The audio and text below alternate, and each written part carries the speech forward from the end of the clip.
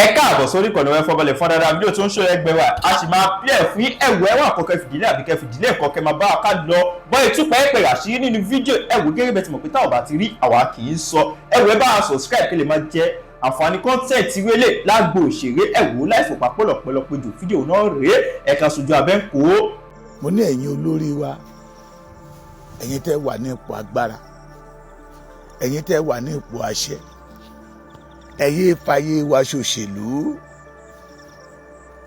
mo dẹ̀ sọ mo ní ọba tó bá ń jáde síta tí ń gba yìí káàkiri ìlú ò tí ì tú lórí ẹ̀ ni o ní ijọ́ tí ìlú bá ti tú ní iyì àti ẹ̀yẹ àti ògọba ló wọ mi. ta ni ó wàá gbà wá lọ́wọ́ àwọn ọ̀dájú olórí ta ní ní ilẹ̀ Yorùbá? ta ni ó wàá gbà wá lọ́wọ́ àwọn tí ń fayé Yorùbá tó fi ń ta káìtì bí àṣà àwọn ọmọ kéékèèké? ìjọba ìpínlẹ̀ Ọ̀yọ́ ẹ̀ẹ́dẹ̀ bẹ̀rù Ọlọ́run. ìjọba ìpínlẹ̀ Ọ̀yọ́ ẹ̀ẹ́dẹ̀ bẹ̀rù Olódùmarè. ìjọba ìpínlẹ̀ Ọ̀yọ́ kí ni ó wàá jẹ́ èrè yín nígbà tó bá pa gbogbo ọmọ Yorùbá tán? kí lẹ fẹ́ ká kọ sórí orúkọ yín nígbà tẹ́ bá kò ní ipò àṣẹ tán? gbogbo wa la ti gbọ́, gbogbo wa la dẹ̀ ti mọ̀ ohun tó ṣẹlẹ̀ ní ìlú Ògbómọ̀ṣọ́. fídíò kan tún jáde lánàá tó sẹ́ndì sí mi. pírísípà iléèwé tán mú ó mà ti tún jáde síta ó mà ti tún sọ̀rọ̀. bẹ́ẹ̀ náà ni bí ọ̀sẹ̀ bíi méjì sẹ́yìn ìjọba ìpínlẹ̀ Ọ̀yọ́ ó jáde síta ó sọ̀rọ̀, ṣùgbọ́n ọ̀rọ̀ àwọn méjèèjì kò bára wọn mu. ó yẹ kọ́mọ Yorùbá ó jáde síta ká béèrè pé ta ni ń parọ́. ṣé pírísípà ní ń parọ́ ni àbí ìjọba ìpínlẹ̀ Ọ̀yọ́?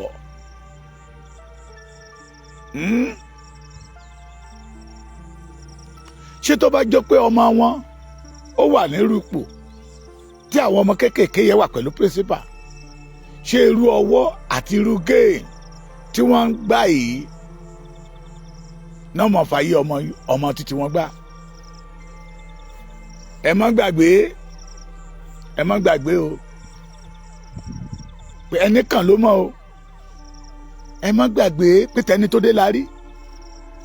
ìran àgbà Yorùbá ní pé tẹni tó ń bọ̀ àti ìmọ̀. mo kí yín lẹ́ẹ̀kan sí, mo kí yín lórúkọ bàbá Pọfẹ́sọ̀ Bánjí Akíntóyè àrólé Awólọ́wọ̀ bàbá dáadáa. ó máa kí yín lórúkọ kàkàkí Olódùmarè májàsọ́là. ó kúkú ń wí bó ṣe ń wí là ń gbọ́n tínú. ó ń kè wá nílọ. ọ̀pọ̀lọpọ̀ wá ní ó ti lè sọ̀rọ̀ jù, ọ̀pọ̀lọpọ̀ á ní kò yẹ kó sọ ohun tó sọ. bẹ́ẹ̀ ń tọ́mọ Adéyẹmọ ń sọ òdodo ọ̀rọ̀ ni. wọ́n ní wòlíì lọ́lá nílùú ẹ̀. ṣé ìkórìtà tí Yorùbá wà yìí ni ò yẹ kí wòlíì ò lọ́lá nílùú wa nígbà tá a bá dá wòlíì òdodo mọ̀ tó jẹ́ pé àwọn wòlíì pàpà ńlá gi tí ń ba yí ọmọ ọlọ́mọ jẹ́ là ń tẹ̀lé. májàsọ́lá jáde síta ó ní gbogbo ń tàn rí i, ó ní politics game ni, ó ní wọ́n ń play politics ni pẹ̀lú àwọn ẹ̀mí aráàlú. ṣé ó yẹ kó rí bẹ́ẹ̀? adára fún yín, ẹ máa bá mi lọ́fẹ̀ẹ́, máa bá mi láìkẹ́, ẹ dẹ̀ máa bá mi share program yìí pé níjọ́ tí mo ti délé ayé tàbí kí n sọ pé níjọ́ tí mo ti ń gbọ́ ìpínlẹ̀ Ọ̀yọ́ èmi ò mà tí ì rí ìjọba tó dájú bí eléyìí rí ní ìpínlẹ̀ Ọ̀yọ́ tí ń fẹ̀mí àwọn ọmọ ọlọ́mọ ń ta káìtì, tó fẹ̀mí àwọn ọmọ ọlọ́mọ ń ṣeré. májàsọ́lá ké ó ní tó ń ṣẹlẹ̀ yìí òṣèlú ni.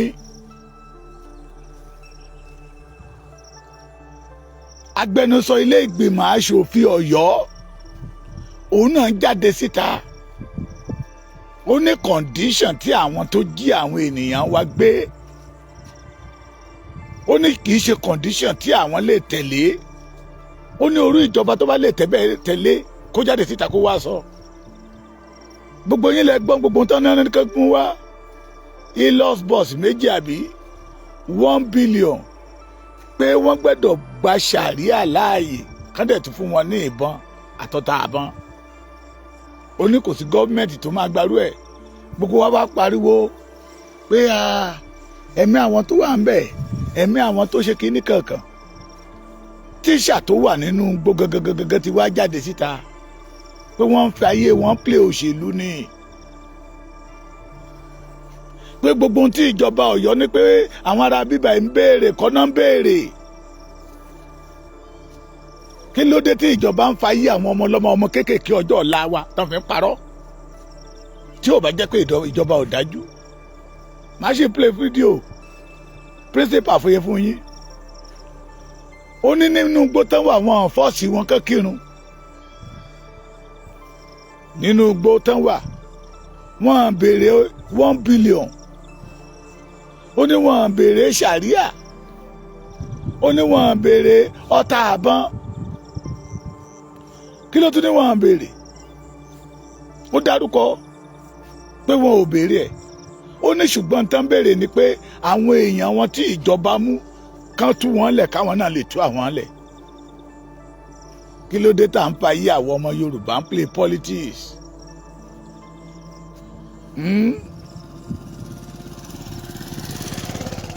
Ṣé torí pé Ṣèyí Mákindé fẹ́ di pírẹsidẹ́ǹtì ni aláti ò ní lè ṣe? Kí ló dé tó fi jẹ́ pé lọ́dọ̀ wa ilẹ̀ tí ń fayé wa fi òṣèlú tí ń tán pè ní òdodo tó jìnnà sí yín? The worst governor that Oyo State will produce is Ṣèyí Mákindé. Àwọn ọmọ ọlọ́mọdé wà nínú igbó. Kí ló dé tẹ̀ ń parọ́? Kí ló dé tó jẹ́ pé irọ́ lẹ fi ń lò gbà? Kí ló dé tó jẹ́ pé ẹ̀yin àti irọ́ ti wá di 5 and 6? Ṣèyí ọmọ Mákindé. Sunday Igboho ló ń fẹ́ wọbẹ̀ òní kò sáyè. Tó bá jẹ́ pé láyé ìgbà kan ni ohun tó ṣẹlẹ̀ yẹ federal government àti ya billions of naira lù wọ́n lọ́yọ̀ọ́. Ṣèyí Mákindé àti kó sápò.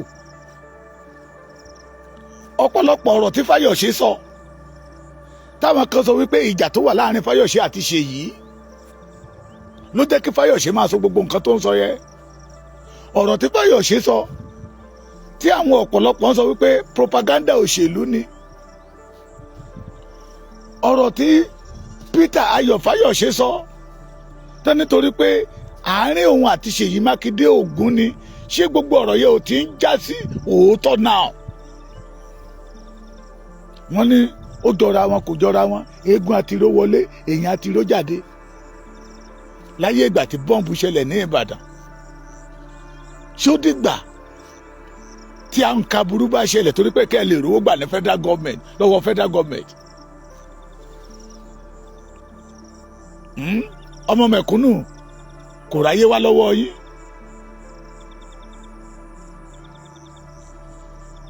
Ìjọba Ọ̀yọ́ ẹ bẹ̀rù Ọlọ́run. Gómìnà Ṣèyí Mákindé bẹ̀rù Ọlọ́run. Ẹ jáde síta ẹ sọ̀rọ̀ márùn-ún. Káràlú lè sọ wípé lóòótọ́ àti lódodo ẹ̀bi ò sí lọ́wọ́ gómìnà, ẹ̀bi ò sí lọ́wọ́ ìjọba ìpínlẹ̀ Ọ̀yọ́. Ṣùgbọ́n ìyá tó wà nínú ìgbèkùn àwọn ará bíbà yìí ó ti jáde síta níbi ọ̀sẹ̀ méjì sẹ́yìn. Ó bẹ̀bẹ̀ pé ìjọba ẹjọ́ ẹ dá àwọn ará bíbà yìí lóhùn. Orí wọn lòrùn ti máa bẹ̀rẹ̀, orí wọn lòrùn máa dálé lórí, orí wọn lòjò ti máa bẹ̀rẹ̀, orí wọn lòjò máa dálé lórí. Ọmọ tí ò tí ì pọ̀ ọmọ ọdún méjì ń bẹ láàrin wọn, èyí tó sì ń mọmú ń bẹ láàrin wọn.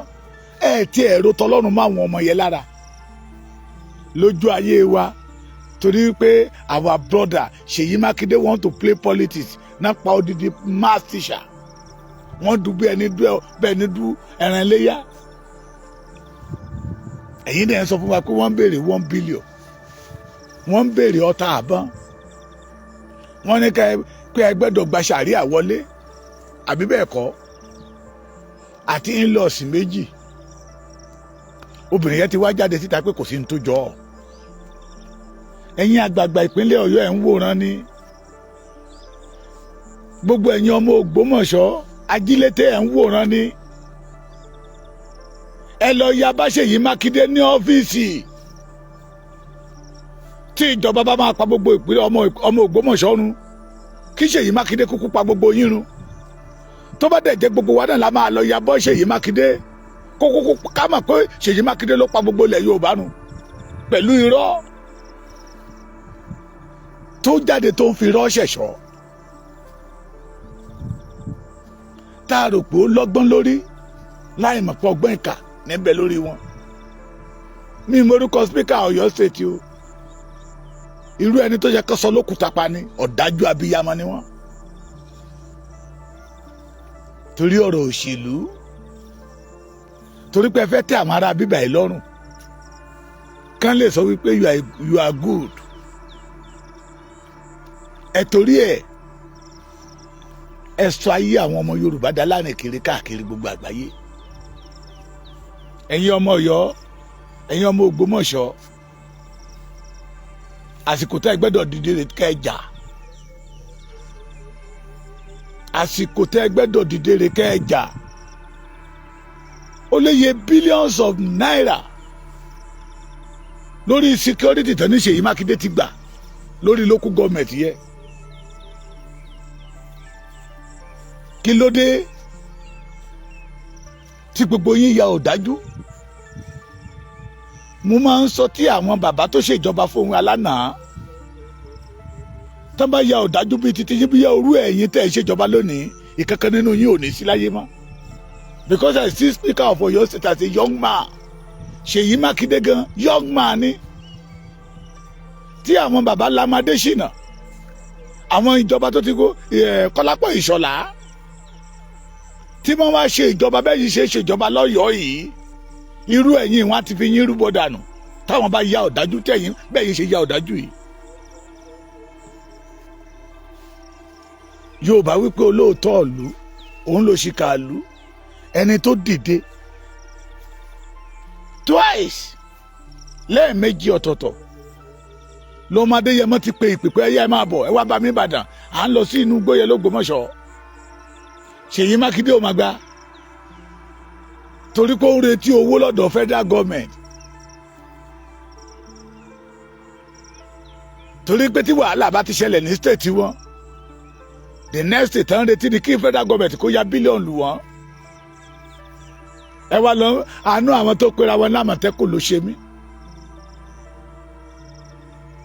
ẹni tó fi jolo alábàjọ tó dé pé bọ̀dá ọlọ́pàá white ní Ṣèyí Mákindé fi jọ kọ̀mándà àwọn Àmọ̀tẹ́kùn lọ́yọ̀ọ́ àánú ẹ̀yàn Àmọ̀tẹ́kùn tó ṣe mí tó kàn waste life yín for nothing torí ó mọ géèmù tó ń play ìjọba Ọ̀yọ́ mọ géèmù tó ń play ìgbà tí Sunday Igboho sọ pé ní ohun tó ń ṣẹlẹ̀ yìí géèmù eré ìtàgé òṣèlú ni ẹni ó ti lè sọ̀rọ̀ jù Májàsọ́lá sọ̀rọ̀ ní ìjẹta ọ̀rọ̀ wa ń ṣe lénìí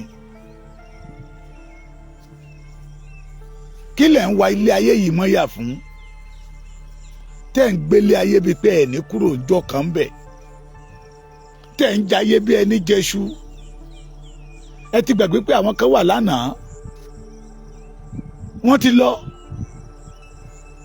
kò sẹ́ni tí ń jayé ayé ní jẹ́ èèyàn mo máa ń sọ dáadáa nínú ọ̀rọ̀ mi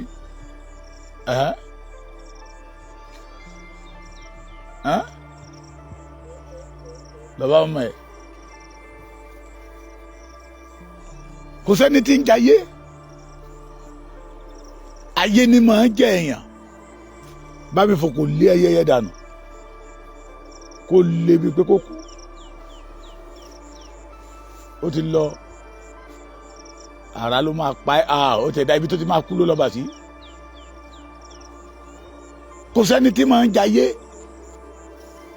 ayé ló máa ń jẹ́ èèyàn mo ní kẹ́ ẹ rántí tó bá jẹ́ pé èèyàn kan ń jayé ni Ọlọ́run gbà fáwọn bàbá wa Awólọ́wọ̀, Ọlọ́run gbà fún àwọn bàbá wa Akíntọ́lá,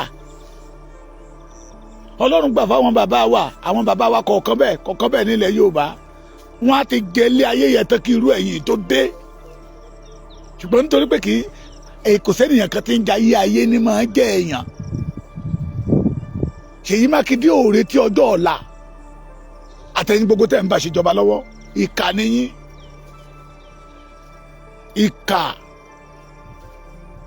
ọ̀dájú èèyàn nìyí, abatẹnijẹ́ nìyí, tó jẹ́ pé ẹ̀mí ọmọ Yorùbá ò jọ yín lójú, tó jẹ́ pé ẹ̀mí ọmọ kéékèèké lẹ fi ń ṣèjọba.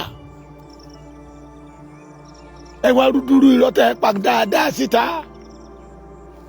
pé àwọn agbésùmọ̀bí ń béèrè 1 billion, wọ́n ń béèrè fún ọta àbọn, wọ́n dẹ̀ ń béèrè fún ṣàríà. Ẹ mọ̀ pé tá bá sọ yẹ ọmọ Yorùbá ò fẹ́ gbọ́ ẹni tí ń ṣá ká má wá fi ṣàríà sẹ́yìn ẹ̀. Olùkọ́ yẹn ti jáde síta, olùkọ́ yẹn ṣe kí ni, ó ti jáde síta. Ó ní ẹ má fẹ̀mí wọn ṣòṣèlú,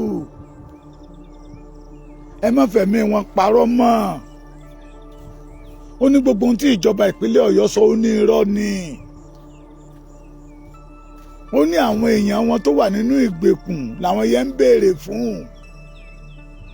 Ó ní kì í ṣe ohun tí Ṣèyí Mákindé sọ làwọn yẹn ń béèrè. Ó ní kì í ṣe ohun tí ìjọba Ọ̀yọ́ sọ. Please, I have come to make some clarifications. Ẹ máa gbọ́ o. Today makes it the 24th day that we have been in this place. And it seems that some people are making our problems to be complicated already. We were shown some print media where it was stated that these people that abducted us requested for the release of some people. They requested for ₦1 billion. They requested for Sharia to be entrenched in the country. These are not true. They are just trying to create problems for us. We have been here since. We have not been forced to worship in Islamic way. We have been left alone. They have not troubled us concerning that. They are not asking for Sharia law. They are not asking for money. The single thing they are asking for is the release of some of their people. I don't know why they are peddling this rumor to make it complicated for us. Please, we are just begging you. Don't play politics with our lives. Nigerians, please help us to circulate this. Let it go viral. They are not asking for Sharia law. It is not true. They are not asking for weapons. They are not asking for money. All they want is the release of some people. And the government will negotiate with them and know those that they will release for them. I don't know why they are playing politics with our life. Please, Nigerians, our lives are in your hand. Help us make this go viral. Don't let the government deceive the whole world. They are not asking for Sharia. They are not asking for money. They are not asking for weapons. All they want is release of some of their people. Please, let everybody know about it. Ẹ dákun, lórí ọ̀rọ̀ wa náà ni mo tún wá sí. Òní ló di ọjọ́ kẹrìnlélógún. Ẹ wo bí ìyá oníyà ṣe dà. Ṣùgbọ́n tí wọ́n fi hàn wá ní orí social media ni pé wọ́n níjọba sọ wípé kí wọ́n máa ṣe Sharia law ní Nàìjíríà, kí wọ́n fún àwọn ní mọ́tò Hilux, kí wọ́n fún àwọn ní ₦1 billion, kí wọ́n sì release àwọn èèyàn wọn làwọn tó fi wálẹ̀ irọ́ ni kò sóòótọ́ níbẹ̀ o.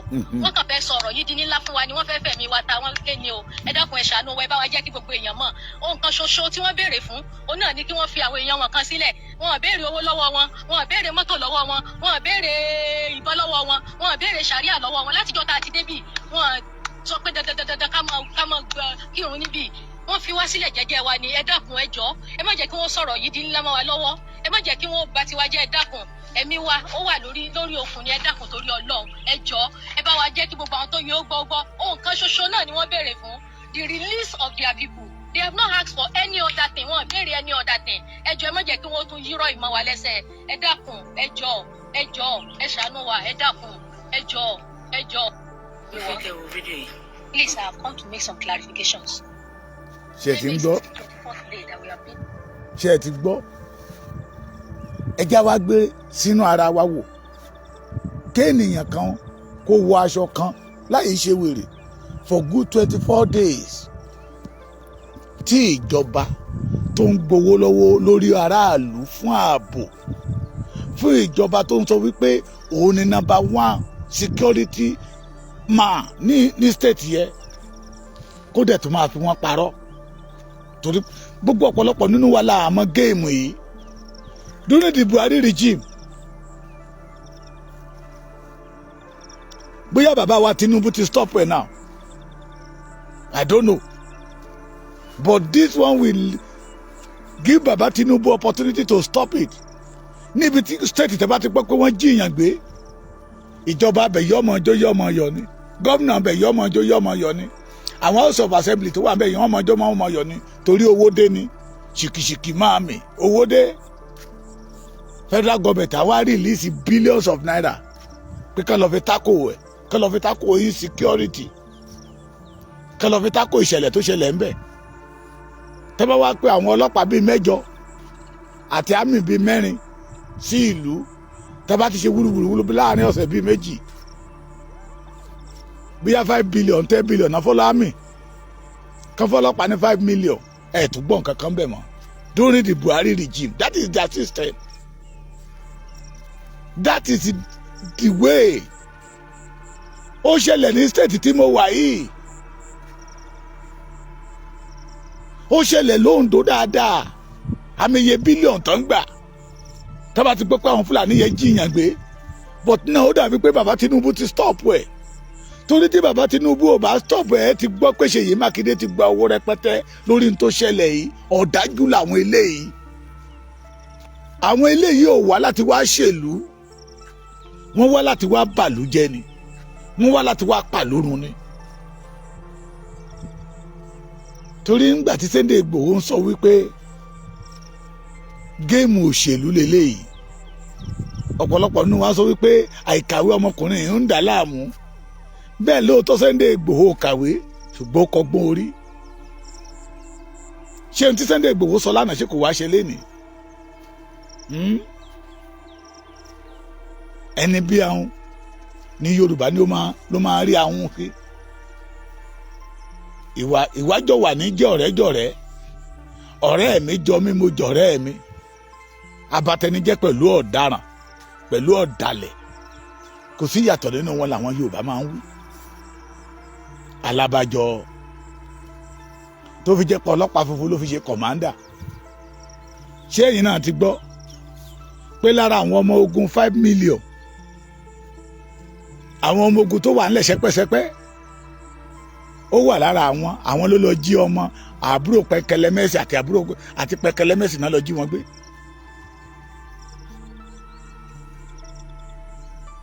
àdẹ̀tí ń pariwo tipẹ́tipẹ́ pé nílẹ̀ Yorùbá ẹ má jẹ́ àfi dìgbò lugi sọ́lé torí pé tẹ́ ẹ bá fi dìgbò lugi sọ́lé yóò mọ bùyàn jẹ́ ní ẹ̀yin ará Ògbómọ̀ṣọ́ ẹlẹ́rù ní kọ́kọ́ ń ké ọ̀fẹ́ o tí Ògbómọ̀ṣọ́ bá tutù bàbá mi Olúgbọ́n bàbá mi Ṣọ̀ún Ògbómọ̀ṣọ́ tí Ògbómọ̀ṣọ́ bá tutù tẹ́ ẹ bá dákẹ́ àwọn ará ìlú tó kù ní bá yín dá sí o àti ń rojú ọ̀nà bọ̀ o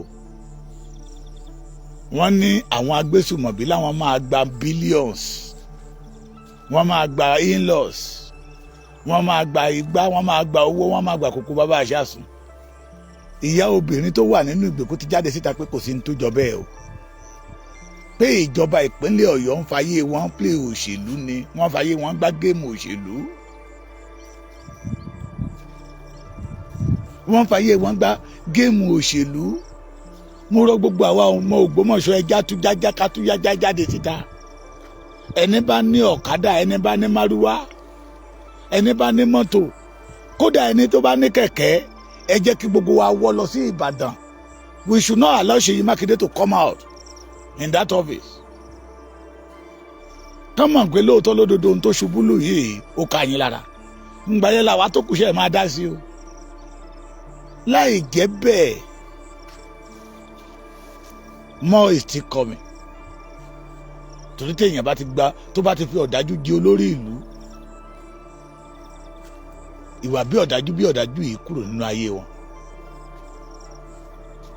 ìwà bí ọ̀dájú kì í kúrò nínú ayé wọn twice mo tún sọ lẹ́ẹ̀kan sí náà pé gbogbo wa káàkiri gbogbo state ó yá ẹ máa bọ̀ ń bàdàn tó bá di àárọ̀ ọ̀la àì à ń lọ sí Ògbómọ̀ṣọ́ Ṣèyí Mákindé blockade wọ́n tó ní kálukú wa ó padà sí state ẹ̀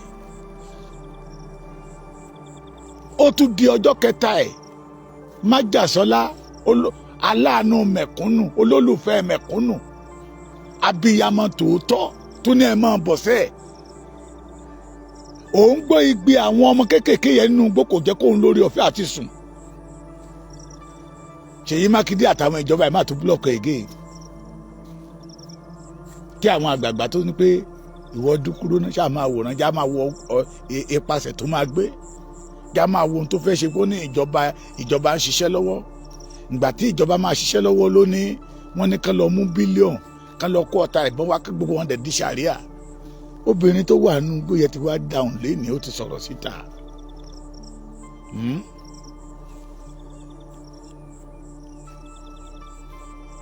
ó ti sọ̀rọ̀ síta tó gbogbo ohun tí ìjọba sọ yẹ kò rí bẹ́ẹ̀ Yorùbá ta ni ó wàá gbà wá lọ́wọ́ ìjọba ọ̀dájú ta ni yóò wàá gbà wá lọ́wọ́ àwọn olórí ọ̀dájú ta tó yẹ kán wùwà gẹ́gẹ́ bí ẹni ire tó jẹ́ pé bí ọ̀dájú n tí ń bẹ lọ́kàn wọn níbi pé kí ìran Yorùbá kí ilẹ̀ mọ́ kí gbogbo wa ti dòkú wọ́n dẹ̀ ti gbàgbé pé bí ilẹ̀ bá mọ́ tí gbogbo ọmọ Yorùbá bá dòkú ọ̀nà àti rí owó jí ọ̀nà àti ní owó kò ní rọrùn fún wọn mọ́.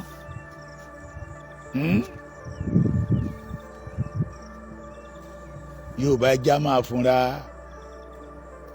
ìfúnra lóògùn àgbà ó yẹ ká dé ìkóríta pé ọmọ wa tó bá ti fẹ́ ẹlẹ́yà míì ká tó fi rú ẹni bẹ́ẹ̀ sí ipò ẹ jẹ́ ká máa wò dáadáa o ká ṣe ìwádìí tó bá jẹ́ bàbá Èkìtì ló ń du ipò kan tí ìyàwó mi wà ní ilẹ̀ Yíbò tàbí tó bá wà ní ilẹ̀ Haúsá ẹ já wò dáadáa torí ọ̀rọ̀ yìí ti dojú kókó iná ti ràn ìjọba ọ̀dájú ní ìpínlẹ̀ Ọ̀yọ́ ìjọba ọ̀dájú ìjọba Ṣèyí Mákindé ọ̀dájú abiyamọ mọ́rin ẹ já dìde o ẹ já dìde Májàsọ́lá sọ wípé géèmù òṣèlú ni ìbéèrè tí mo fi bẹ́ẹ̀ béèrè náà kí tó máa lọ ni pé ṣé ọ̀rọ̀ Májàsọ́lá yẹ ṣé ó jọra wọn àbí ò jọra wọn ṣé ọ̀rọ̀ aṣèrè ni àbí ọ̀rọ̀ ọlọ́gbọ́n ẹ̀yin náà tú lára ara yín kájọ mọ̀ ká lè tètè jọ ṣe ohun tó yẹ ká ṣe Bàmí Olúbàdàn ìlú ò ní tú lórí yín o ẹ̀yin Bàmí Olúgbọ́n Ṣọ̀ún Ògbómọ̀ṣọ́ ẹ̀tí gbogbo ẹ̀yin ọba aládé tẹ́ ẹ jẹ́ abiyamọ ní ìpínlẹ̀ Ọ̀yọ́ ẹ já dìde o ọ̀dájú leléyìí o ẹ já ro tàwọn ọmọ kéékèèké tí ń bẹ nínú igbó o ẹ já dìde ká wá nǹkan kan ṣe sí i.